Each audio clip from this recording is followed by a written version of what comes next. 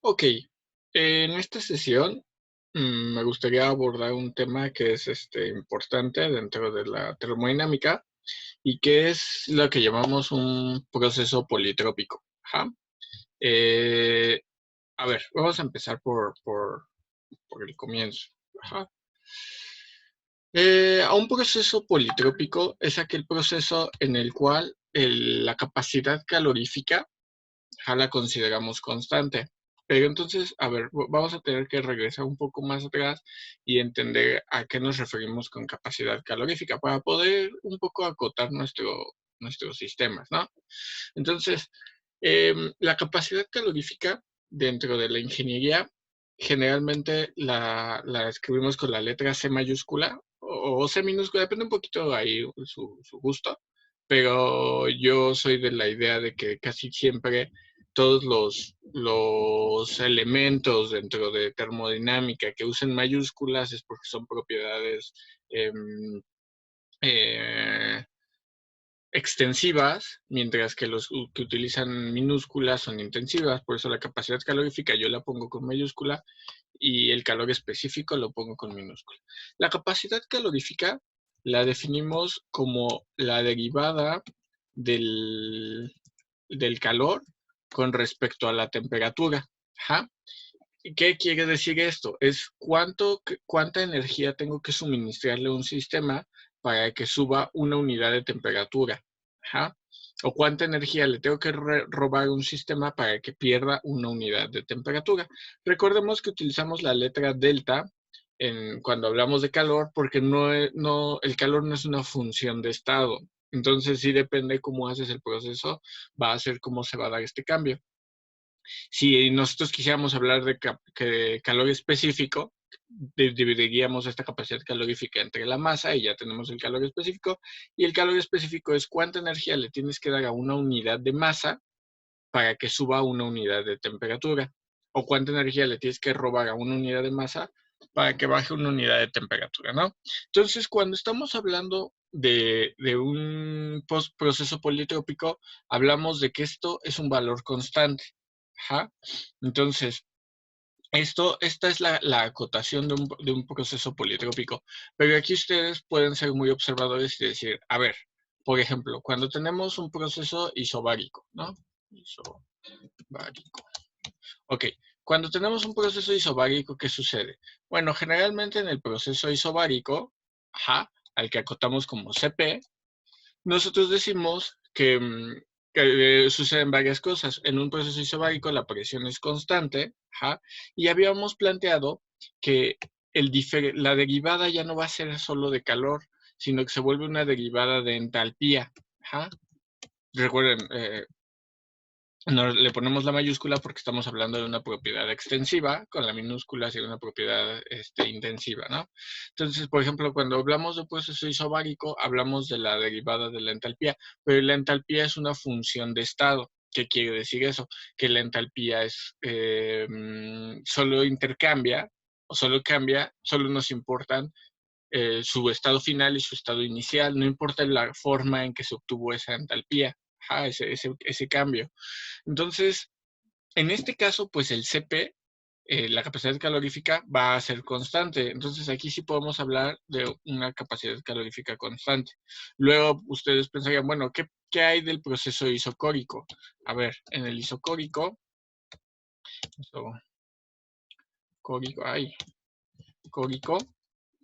ajá, nosotros hablamos del volumen constante. En esa condición, ¿qué sucede? Bueno, pues nuestra capacidad calorífica, que le ponemos el CB, ajá, recordemos que estamos hablando de un proceso isocórico, decimos que el volumen es constante, y si el volumen es constante, entonces no se realiza trabajo dentro del sistema. Entonces, nuestra derivada no solo es derivada de calor, también es el calor, el cambio de calor y el cambio de energía interna son lo mismo. Entonces podemos escribirlos como la derivada de la energía interna con respecto a la temperatura.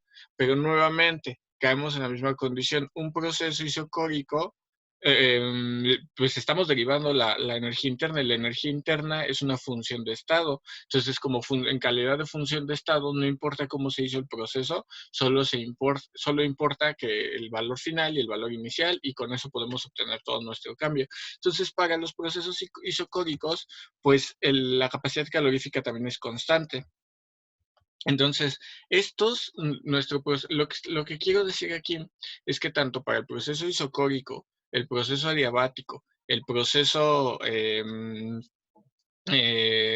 isotérmico, todos estos son casos especiales del proceso, de un proceso politrópico. ¿Ja?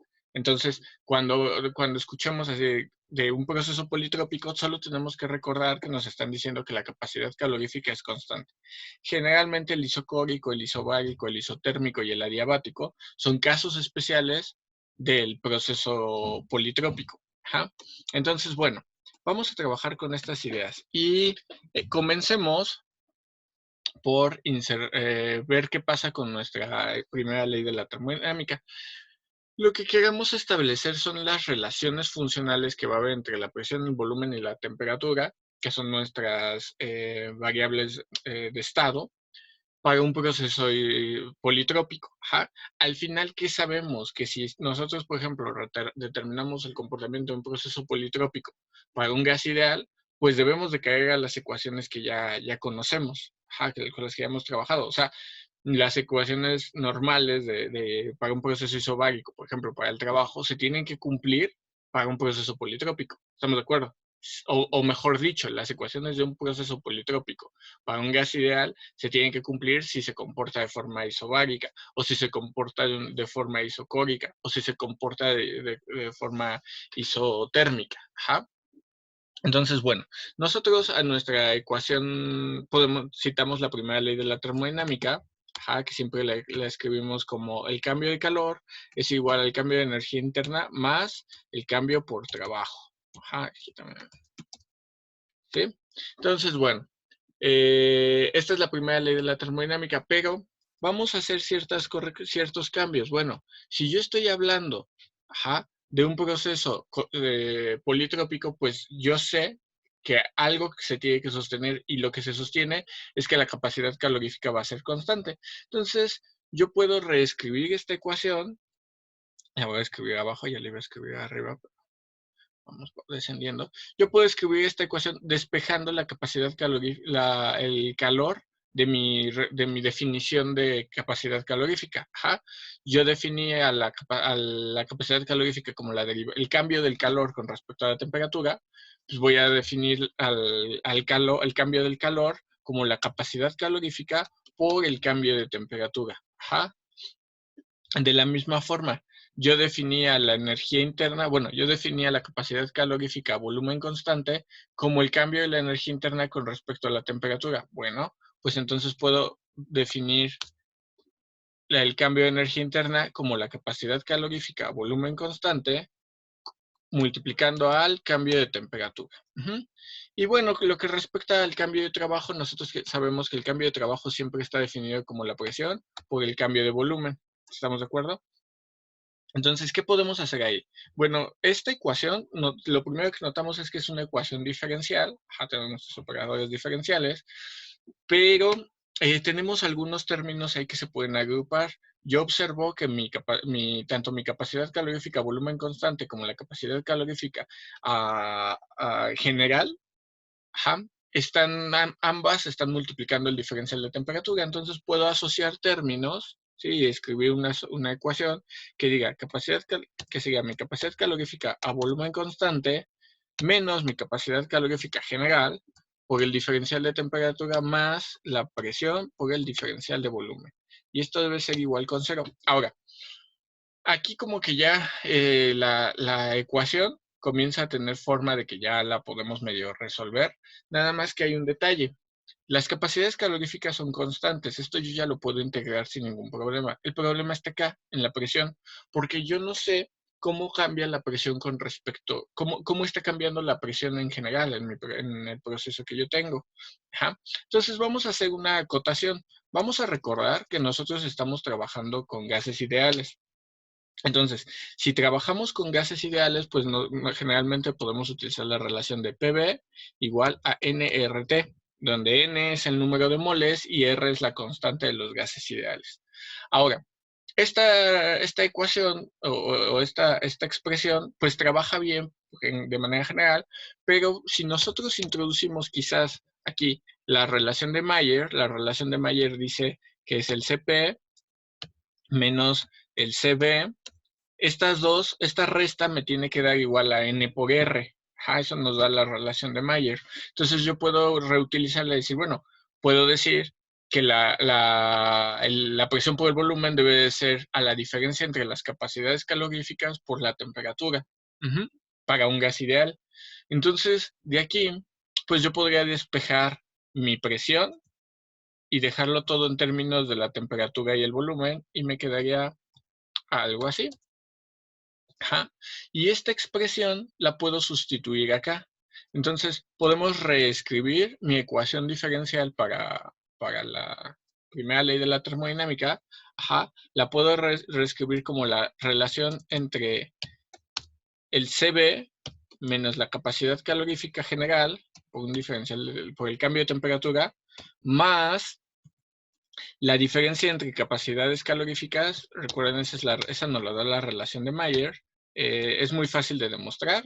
Para un gas, propongan ahí la definición de capacidades caloríficas para gases ideales y luego únicamente los restan y verán que caen en esa definición. Aquí me gustaría que esto quedara separadito. Y esto por un diferencial de volumen. Ahora, esta ecuación ya está casi resuelta. Ya tenemos como ahí como todo lo que queremos, ¿no? Porque ya están todas las capacidades caloríficas, todo está en términos de temperatura y del volumen. Ya todos los diferenciales ya están con sus variables. Ya la podríamos integrar. Para integrarlas, pues conviene separar las variables. Lo que tiene temperatura con la temperatura, lo que tiene volumen con el volumen. ¿Estamos de acuerdo? Entonces, ¿qué voy a hacer? Voy a dividir esta ecuación, pero la voy a dividir entre la temperatura. Entonces la vamos a marcar de un color para recordar que se va a dividir entre esta temperatura. Y voy a dividir también este término, el término que corresponde a la diferencia entre el Cv y la capacidad calorífica general. ¿Por qué entre ese? Bueno, en realidad lo que voy a buscar es una cierta expresión que me va a ayudar más adelante. Y que va a tener cierta información en especial. Bueno, entonces, cuando yo divido esta ecuación entre esos términos, ¿qué me va a quedar? Me va a quedar el diferencial de temperatura entre la temperatura, lo cual ya es integrable, o sea, la integral de eso ya todos sabemos que es el logaritmo natural de la temperatura, más, y aquí se genera una relación de capacidades caloríficas muy interesantes. Este es el Cp menos el Cv, ¿sí? Y todo está dividido entre el Cv menos C. ¿Estamos de acuerdo? Y esto va a estar multiplicando al diferencial de volumen sobre el volumen. Ahora, esta nueva expresión, esta última expresión, para los que vieron cómo se trabaja un proceso adiabático, ya les hace como ruido, como que ya la han visto antes. Y tiene lógica, porque para el proceso adiabático es un proceso, el camino es muy similar. ¿Qué sabemos en este punto? Sabemos que las capacidades caloríficas son constantes. Eso es una de las cosas que sabemos. Y esta cosa entonces es una constante. De hecho, a esta constante, nosotros vamos a darle una cierta forma muy especial. Vamos a decir que es NP menos 1. Esta NP menos 1, ahorita voy a explicar, ahorita vamos a saber qué es NP, pero esta NP menos 1 es igual a la relación que aparece ahí entre mis capacidades caloríficas. ¿Por qué? Bueno, a esta N es lo que nosotros la vamos a conocer como el índice politrópico. Y esta N va a estar ligado a cómo se comporta la capacidad calorífica de una cierta sustancia dentro de un proceso. Este es el índice politrópico. ¿Ok? Ahorita vamos a ver qué pasa con ese índice, pero de hecho, de una vez creo que vale la pena que lo indiquemos. El índice politrópico se define de una manera muy sencilla. Es la capacidad calorífica general menos la capacidad calorífica a presión constante entre la capacidad calorífica general menos la capacidad calorífica a volumen constante. Esto es lo que nosotros llamamos el índice politrópico. Si notan, haciendo tantita álgebra, se observa que si yo divido esto entre... A esto le resto 1, pues yo llego a la expresión que tengo de este lado. Entonces, no hay gran cosa. Ok, entonces vamos a ver qué pasa con esta ecuación. Entonces, voy a intercambiar esta relación de capacidades caloríficas por esta expresión, ¿sí? Entonces, vamos a ver. Y ya podemos hacer la integración, porque ya ahorita ustedes observarán que pues ya esta es una ecuación diferencial donde uno de los coeficientes... Bueno, está la temperatura y el volumen están con su diferencial apropiado. Y si bien tengo esto cosa es constante. Entonces, de hecho, directamente voy a integrar esta ecuación. Integramos ambos términos. El primer término me queda como el logaritmo natural de la temperatura, más quedamos que este coeficiente es NP menos 1, que es el índice politrópico menos 1, por el logaritmo natural del volumen. ¿Estamos de acuerdo? Igual con una cierta constante. Vamos a dejarle igual con una K. No importa que sea esa constante. Sabemos que es algo que es constante. Entonces aquí por leyes de los exponentes nosotros podemos observar algo. Tengo un logaritmo pues sí, un logaritmo del volumen multiplicado por una constante. Todo esto es constante. Entonces, como puedo aplicar las reglas de los logaritmos y esto convertirlo en una potencia. ¿Estamos de acuerdo? Entonces, vamos a proceder a hacer eso. Entonces, ok, entonces en realidad eso es lo que tengo. Y por otro lado yo observo, mira, tienes el logaritmo natural o el logaritmo neperiano de la temperatura y el logaritmo neperiano de otra cosa. Y están sumándose. Entonces, por reglas de los logaritmos, yo lo que puedo hacer es juntarlas, y poner todo en un solo logaritmo del producto de estas dos cosas. ¿Estamos de acuerdo? Finalmente, yo lo que puedo hacer es aplicar la función exponencial a todo, o antilogaritmos, como lo quieran ver. Y si aplico la función exponencial de aquí, pues realmente me desharía del logaritmo, lo cual es algo bueno. Me deshago del logaritmo de este lado. ¿Y de este lado qué pasa? Bueno, yo tendría la función exponencial de una constante. La función exponencial elevado a cualquier constante, pues me queda una constante finalmente. Entonces, esto, nos podemos deshacer del logaritmo, y de este lado pues me sigue quedando una constante. ¿Qué constante es? No lo sé, pero realmente ahorita no me importa. Lo que sí me importa observar es que ya establecí una relación entre temperatura, una relación funcional entre temperatura y volumen para cualquier proceso, siempre y cuando sea un proceso politrópico. Es decir, para cualquier proceso de un gas ideal, porque claro, si yo estoy utilizando esta relación de gases ideales, pues tiene que ser un gas ideal, sí, pero es un gas ideal, que simplemente va a trabajar con capacidad calorífica constante, lo cual cubre un montón de casos. O sea, realmente ya no tengo que estar preguntándome si es adiabático, si es isotérmico, si es isocúrico, no importa, esta relación se debe sostener. Ahora, pues de una vez convendría ver qué pasa si yo expreso esto en términos, no sé, de la presión y el volumen. Si yo quiero expresar esta cosa en términos de la presión y el volumen, pues ¿qué haría? Regresaría aquí. Recordemos que yo partí de que puedo utilizar la ley de los gases ideales. Estoy trabajando con un gas ideal. Y en lugar de escribir, de aquí despejo la temperatura, me queda que es la presión sobre el volumen dividido entre esta cosa, ¿no? Entonces eso lo sustituyo aquí. ¿Qué me va a quedar? Me queda la presión por el volumen. Vamos a dividido entre la competencia entre capacidades caloríficas, lo que llamamos la relación de Mayer. Y bueno, aquí nada más que, a ver, antes de que lo escriba, porque no quiero borrar lo que ya escribí, si no se nos va a olvidar, mejor la escribo abajo. Ajá. No tan abajo, ahí está. Entonces quedamos que aquí quedaría la presión por el volumen, ¿sí? Dividido entre cualquier cosa. Ok, vamos a decir, estoy dividiendo entre la relación de Mayer, pero la relación de Mayer son constantes. Si yo las mando, si yo multiplico todo por esas constantes, pues de aquí se van a perder y aquí del otro lado una constante por otra constante me sigue dando una constante, ¿no? No me va a dar una función, no me va a dar una variable, me va a dar una constante. Entonces, pues lo puedo dejar así, ajá, y aquí yo veo presión por volumen pues multiplicado por este volumen, ¿qué sucede? Las leyes de los exponentes son muy claras, ajá, este volumen se pierde y este volumen también. De hecho, podemos quitarle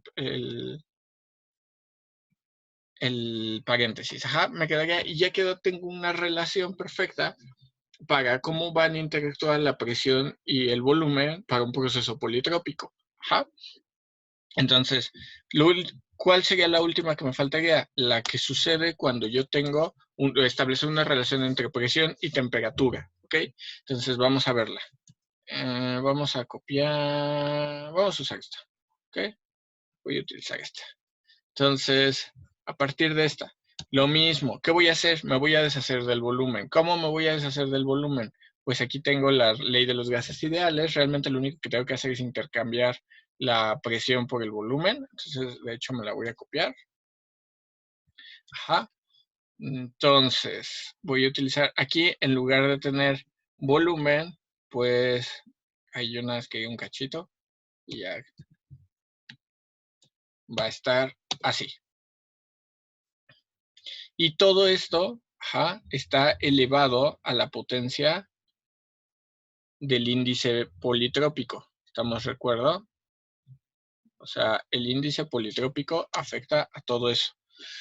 Ok, bueno, lo que yo observaría es que la presión con la presión, pues se pueden asociar. Esta tiene el índice politrópico, esta no. Entonces, ¿qué me quedaría? Me quedaría la presión elevada, ajá, a 1 menos, ahí, elevado a 1 menos el índice politrópico, ¿sí?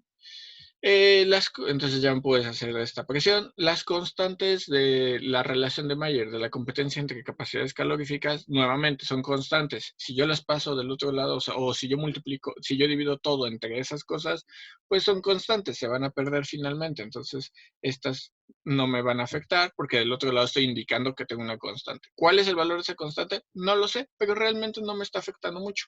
Y de este lado únicamente me quedaría la temperatura. Es más, puedo deshacerme de el paréntesis y me queda así.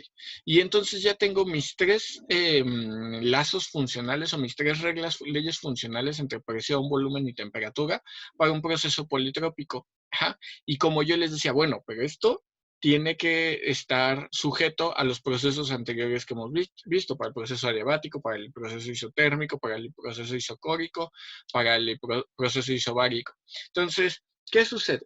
Bueno, nosotros, nuestro índice politrópico, que es el que tenemos aquí escrito, lo que me va a decir es, bueno, dependiendo del valor de esta cosa, ajá, que esta cosa lo que va a estar acotado es el valor de mi capacidad calorífica de esa sustancia, es como se va a comportar todo. Es decir, vamos a suponer que yo tengo un proceso isobárico, ¿no? Entonces decimos, para un proceso isobárico.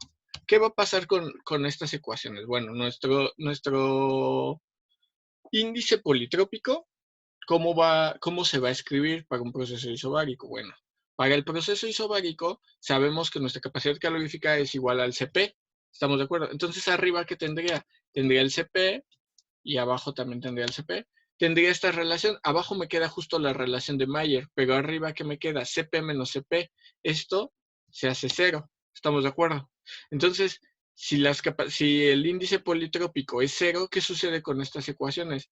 Pues nosotros, de hecho, podemos verlo desde la de en medio. ¿Estamos de acuerdo? Si el índice es 0, este exponencial se hace 0, cualquier cosa elevado a la 0 se hace 1, entonces nada más me quedaría presión igual a constante. Justo la definición de un proceso isobárico. ¿Estamos de acuerdo?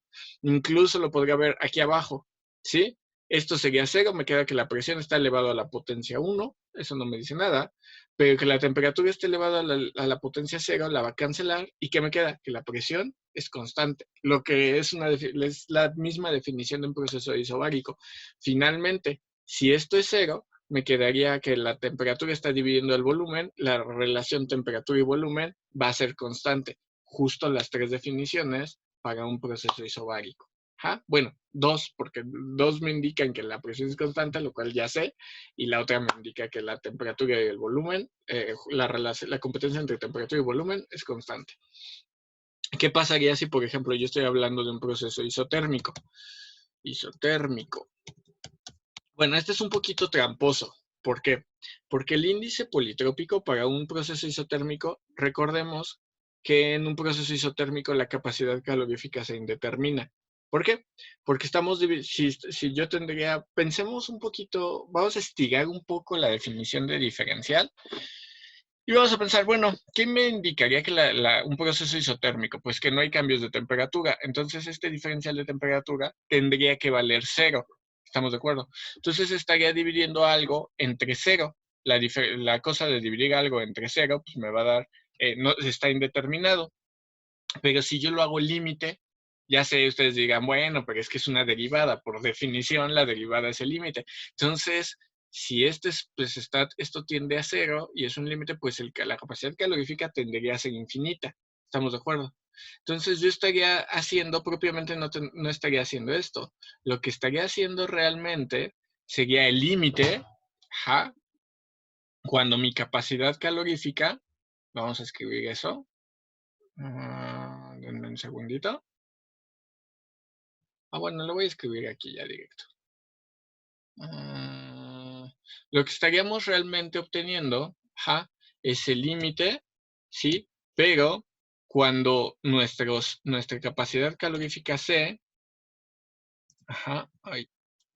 el límite, cuando C tiende a ser cero. ¿Estamos de acuerdo? Entonces, aquí no se dejó. Ahí está. Entonces, propiamente, ¿de a qué le estaríamos? No es cierto, perdón. Ya estoy inventando. No es el límite cuando la capacidad calorífica es cero. Es el límite cuando la capacidad calorífica tiende a ser infinito. Ahora, aquí ustedes, los que ya son duchos o recuerdan sus clases de cálculo, observarán que pues si yo tengo el límite de algo cuando algo tiende a ser cero, propiamente esto no debería ser, sí, debería ser una flecha, pero aquí está mi flecha. Esto no es un igual, es una flecha, ¿sí? Entonces, aquí los que ya saben trabajar con límites digan, bueno, ¿qué tienes que hacer? Dividir todo entre esa variable, entonces sería C entre C, CP entre C, C entre C y así. Y el punto es que este límite me daría 1. Ahí es un jueguito de límites. Lo único que tienen que hacer es dividir todas las variables, bueno, o obviamente multiplicar y dividir entre C, y luego ese C se distribuye entre todos los términos y queda dividiendo a todos, y bueno, esta es constante entre algo que tiende a infinito es 0, pero C entre C pues es 1. Aquí abajo constante entre algo que tiende a infinito es 0 y C entre C es 1, y esta cosa me da 1. Y entonces, ¿qué va a pasar con mis ecuaciones mis ecuaciones de estado, mis relaciones de estado? Bueno, yo voy a ver que, si el índice politrópico es 0, me está diciendo que el volumen quedaría a la potencia 0. Perdón, si mi índice politrópico es 1, me indicaría que el volumen estaría a la potencia 0. 1 menos 1 sería 0. Cualquier cosa a la potencia 0 es 1 y de aquí me indicaría que mi temperatura es constante. Lo mismo sucede aquí abajo, ¿sí? Si el índice politrópico es 1, 1 menos 1 se hace 0. Este término se convierte en 1 y me queda nada más temperatura igual a constante. Y finalmente en el tercero, si el índice politrópico es 1, pues me quedará presión por volumen igual a constante. Las tres definiciones de un proceso isobárico. Y así podemos hacer. Si nosotros hablamos de un proceso adiabático, en el proceso adiabático, ¿qué sucede? Que la capacidad calorífica, como aquí el índice politrópico, con el que hemos estado trabajando, tiene un comportamiento bien curioso. Lo que me indicaría es que tu capacidad calorífica superior tiene que ser el CP. Perdón, No, ya estoy inventando. Recordemos que el proceso adiabático, en un proceso adiabático, esta cosa, no hay cambios de calor con el entorno. El sistema no intercambia calor. Entonces, la capacidad calorífica para un proceso adiabático es cero. ¿Estamos de acuerdo? El cero es una constante y por eso entra dentro de los casos del proceso politrópico. Entonces, como la capacidad calorífica es cero, aquí ¿qué sucedería con mi índice politrópico?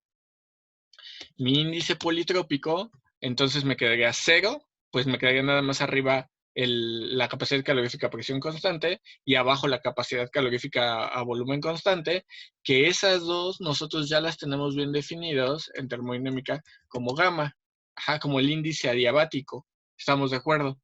Entonces, realmente, si ustedes fueron observadores en todo este proceso, pues si yo bien podía haber intercambiado el índice politrópico por gamma y me hubiera quedado un perfecto proceso adiabático. Es exactamente eso, porque las relaciones se tienen que sostener.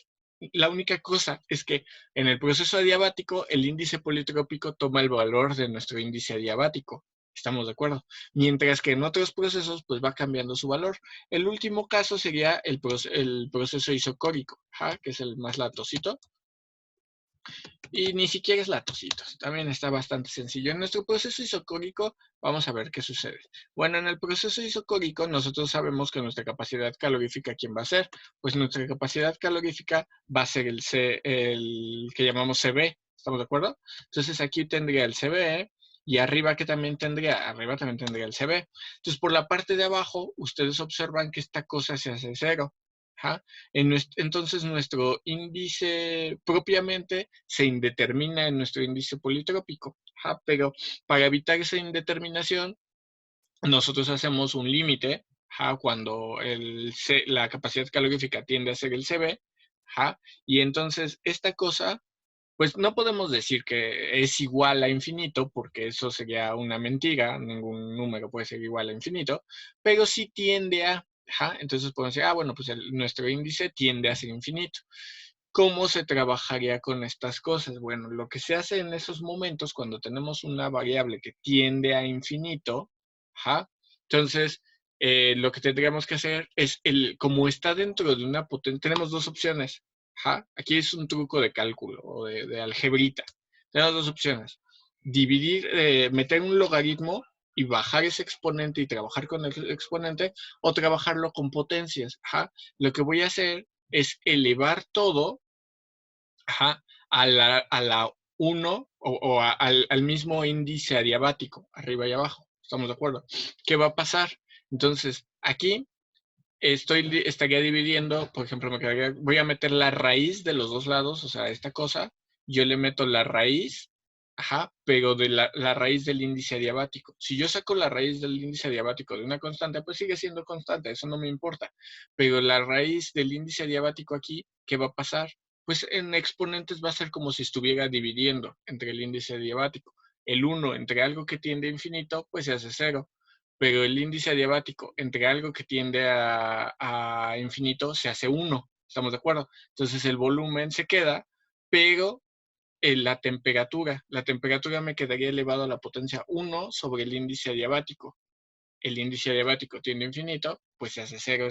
Es como si esa potencia tendiera a ser 0, y entonces la temperatura se hace 1. ¿Estamos de acuerdo? Eso pasaría aquí y me estaría indicando que el volumen es constante. Algo similar pasaría con la presión, que se pierde aquí la presión. Y finalmente algo similar pasaría aquí. Aquí lo que observaría es que me quedaría presión por temperatura igual a constante. Eso es un poquito más un ejercicio de álgebra, pero la clave está en que yo meto la raíz del índice adiabático en todos los términos y juego con las leyes de los exponentes. ¿Sale? Y entonces ya tengo las 4 acotaciones de los 4 valores que tiene que tomar el índice adiabático para hacer cada uno de los procesos, ¿ok? Y, el índice politrópico, dije que índice adiabático como 3 veces, bueno, el índice politrópico. Entonces, nos queda claro que el índice politrópico está caracterizado por el comportamiento que tenga mi capacidad calorífica. Sabemos que tiene que ser un valor constante, pero este valor constante pues puede variar un poquito dependiendo del proceso que tengamos. Ajá. Entonces, siempre que ustedes piensen, ¿qué es un proceso politrópico? Bueno, un proceso politrópico es un proceso donde la capacidad calorífica es constante. ¿Ok? Puede ser, además de politrópico, adiabático, isotérmico, isobárico o isocórico. Ya depende de qué estamos trabajando. ¿Ok? Y todas las reglas se van a tener que, se va a poder jugar con ellas muy similarmente a lo que se hace cuando tenemos un proceso adiabático. Son muy parecidas las reglas, ¿sale? Entonces, bueno, espero que haya quedado claro y si tienen dudas, pues ahí me escriben y estamos en contacto. Cuídense mucho.